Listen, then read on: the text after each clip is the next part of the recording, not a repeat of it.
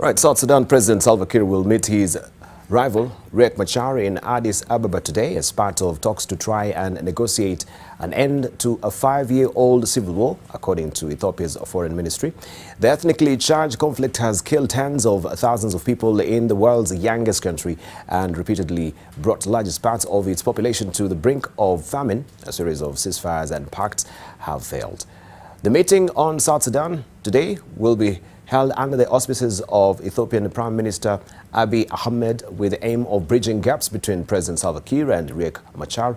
The ministry's statement read, "Fighting first erupted between troops loyal to Kiir and Machar, then the vice president in December 2013, just 2 years after South Sudan's independence from Sudan. Machar has been held under house arrest in South Africa since 2016. He will be in Addis today, according to the statement from the ministry. Foreign ministers from the East African bloc, IGAD, will then discuss South Sudan tomorrow, followed by leaders gathering in the Ethiopian capital. This is according to the ministry. And of course, we want to look at what is happening so far with this particular meeting. Last month also, we saw IGAD had a meeting that did not really broker any or came up with any, of course, tangible solution as far as security is concerned in South Sudan. And also, there has been called that some of the assets of these leaders in the country, in Kenya, also should be done what? I'm lacking the proper word, my panelist. Should be confiscated. Correct. That's the word I'm looking for, right? So let's just delve deeper on this and we try to see this particular meeting in South Sudan, also the resumption of sanction from the US, that now they're coming hard on the two leaders as well. Do you think we're going to have any amicable solution from this particular meeting in Ethiopia today? Or this is just, you know, a rigmarole, going through the exercises, then again, we're going to another vicious cycle? Let's see from you, Ambassador Erastus Mwanja. To start with, Dipal, I think we should commend the Prime Minister of Ethiopia for this initiative. He is really on a peace offensive. You can see he's been to Egypt, he's been to Uganda, Rwanda, he's been to Kenya, and he's even in Somalia, and even actually is trying to make peace with Eritrea. I think this is a very good beginning, and I hope that Ethiopians will support this effort because he comes with fresh ideas and he seems to be moving away from the shackles of the past. For the meeting of South Sudan, it's a good thing that they are meeting. Anytime that warring parties come together, hopefully guns will go silent and that the people can have time to really find space to survive. Is a good thing. But I remain skeptical. Because, and I've said on this forum before that the disagreement between these two is not just since they got to power. It started even when they were in the push, before even former President Garang died. And so the animosity between them is so deep. And I've always held the fact that if there is a way that we can find space for the two to become something else, but to continue to occupy the leadership, and with all that has happened, too much water has gone under the bridge.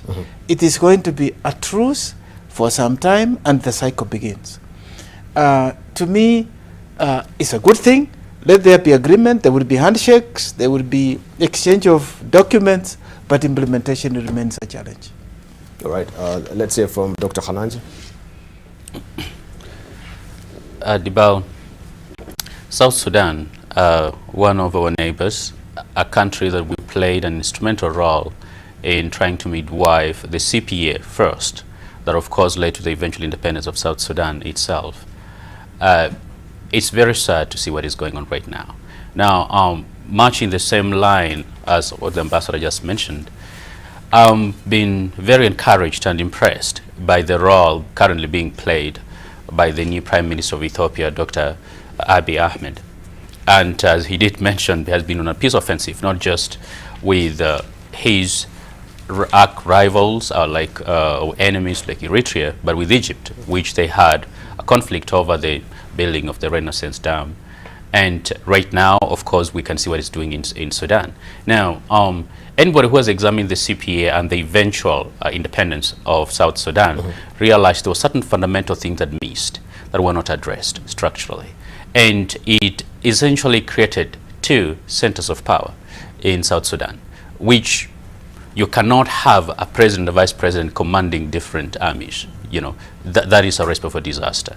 Now, while this may lead to handshakes, probably as an infection from Kenya, which may be a good thing, fundamentally speaking, there are certain things that need to change. And as regional countries, while the rest of the world is asking us to impose certain sanctions on them and free some of their assets, we have to be a little bit more proactive, but also careful in the way we approach it. But it has to be deliberate.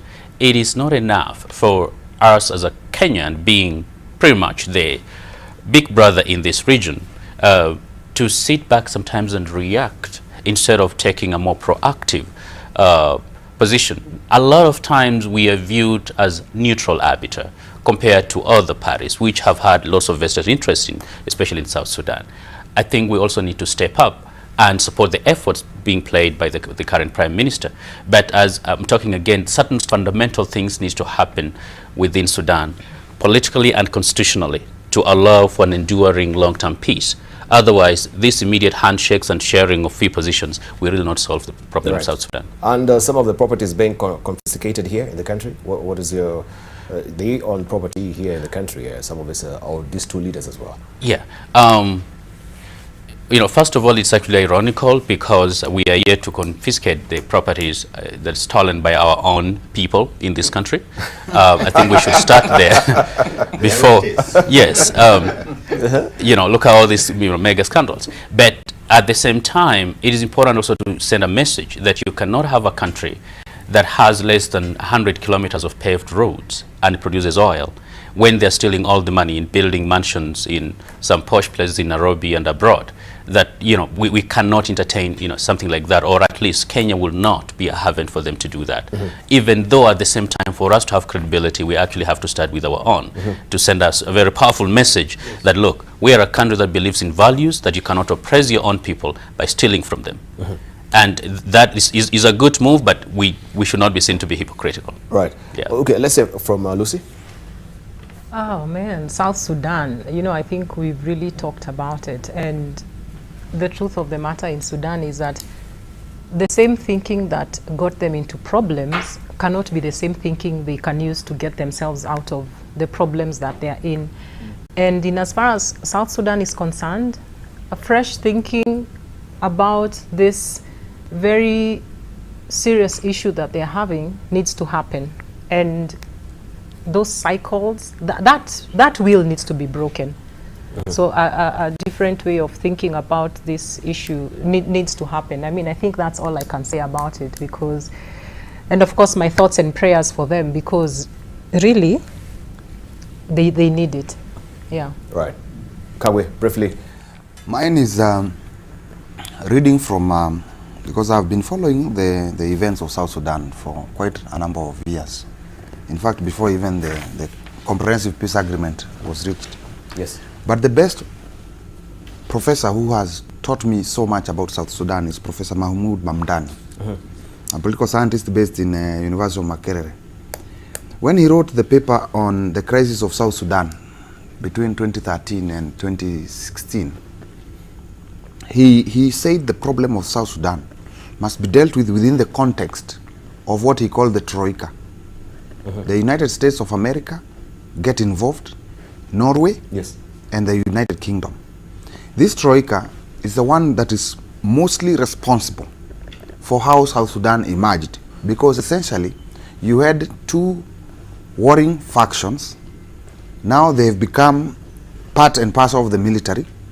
The SPLA, SPLM were not demobilized. They just became, you know, characters who are not even qualified to be military personnel. They became military under two sort of presidents, a vice president and a president.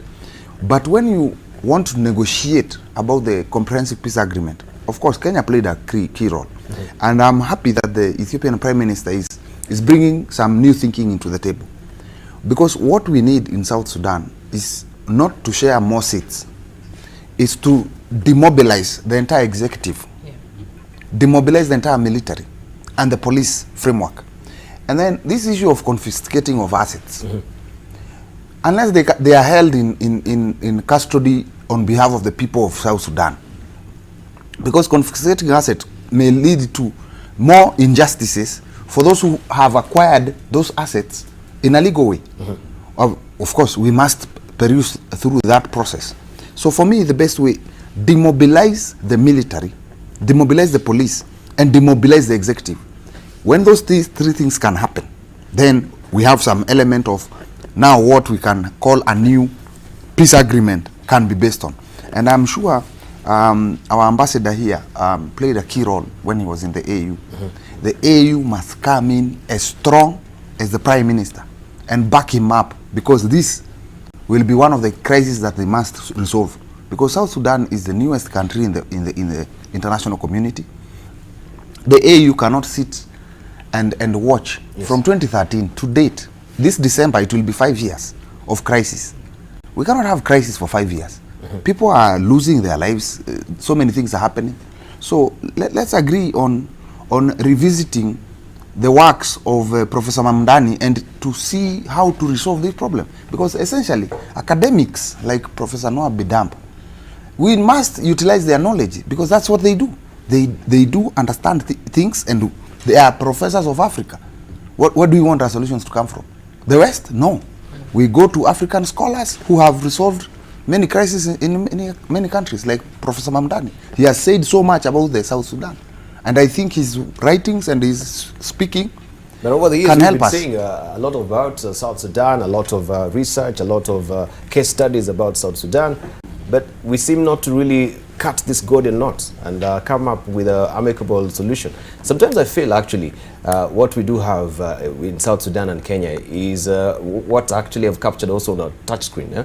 If you remember this particular cartoon, The complex. you remember this Sisyphus complex? Yes. Yes, this is what is happening, especially with maybe, I don't know, I want just to throw it, I'm not the panelist, but just to give you an idea, yes, that this is Sisyphus, and it's trying to roll this particular rock up the mountain, and what happens? Yeah. It will always be rolling back. When he's And this is the effort we've been just trying to a do in this country, fighting corruption. This big boulder, we actually rolling it up, but still, it comes rolling back, crushing some of us.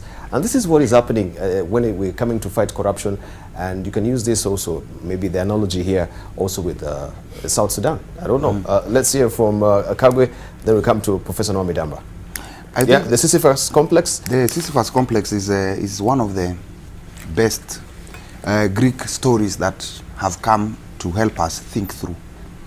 I think there is only one thing about how to tackle the boulder. Whether it's corruption or whether it's crisis in Africa, we have to agree that there is no need of rolling things up. That's why the wheel was invented a long time ago. You put that thing on a wheel, or you use lever and pulley to take the stone up. But we keep on using old tricks to resolve new problems. Yeah. That's why for me, when I look at policing, particularly policing in Africa, we use the same old tricks to try and police Africa. We must think against the box, or we think as if there is no box. Yeah. That's the only way, because we'll continue doing that as we tackle more problems. And for me, that's why the young people, and I have spoken to the students of Professor Noah Bidamp, those students, the young people, have new ways of resolving problems. When you buy a phone, the best thing to do is to give to a young person like my children. They will figure it out very quickly. I can take 7 days before I roll out some of the things in my phone. But my child, who is 7 years, can resolve my problems immediately. Yeah. Why don't we employ the thinking of the youth and innovation? Thinking of the youth and innovation. Maybe if we had Tom articulated really right. We must think about the genesis of what is going on right now in Sudan. And I think Tom explained very well the SPLA, the SPLM, the beginning and where it is right now. But one more thing that one needs to take in consideration is if South Sudan was a barren land, all desert, and there's nothing in it, nobody will be fighting over it. Think about DRG Congo and think about potential of that country as a breadbasket of Africa that produce all kind of minerals for the need of the world. And look at where it is right now. That is part of the pressure that is coming from outside into South Sudan.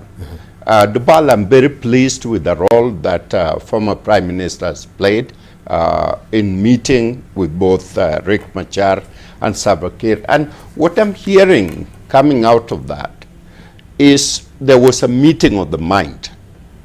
And this may change a little bit in terms of chemistry, because these two people have been hostile the rest of their life. They might have woken up the other side of the bed and feel enough is enough. We need to close the gap and bring this country to another area. The Prime Minister of Ethiopia is playing a very positive and active role and ought to be given all kind of support and everything. I am always hesitant to look at UN and look at all other people in regards to a solution that Africans ought to take care of. Ambassador, he has done his work and continue doing his work. And all of us, one way or another. This has to be solved by Africa. All right. Maybe we can close on it briefly. We also look at what is happening in the U.S. with the U.S. child policy, very briefly. Unless you have pressing issue on South Sudan. We still wait for what will be maybe the upshot of a meeting, then we can discuss that. I don't know, right? Unless you have something to say. Well, I think as you said, let's wait for the meeting. But as Tom and the rest have mentioned, South Sudan started more or less on a false start. There was no goodwill, particularly with the Eastwell partner, who felt that the divorce was acrimonious, and therefore there was not even disengagement that was done properly in terms of currency, governance, resources. And then, of course, as Tom mentioned, a critical fact that is always forgotten, that you took a militia that was a guerrilla fighting and you made them the executive. And the transition was horrendous. And they retained both the political and the military posts.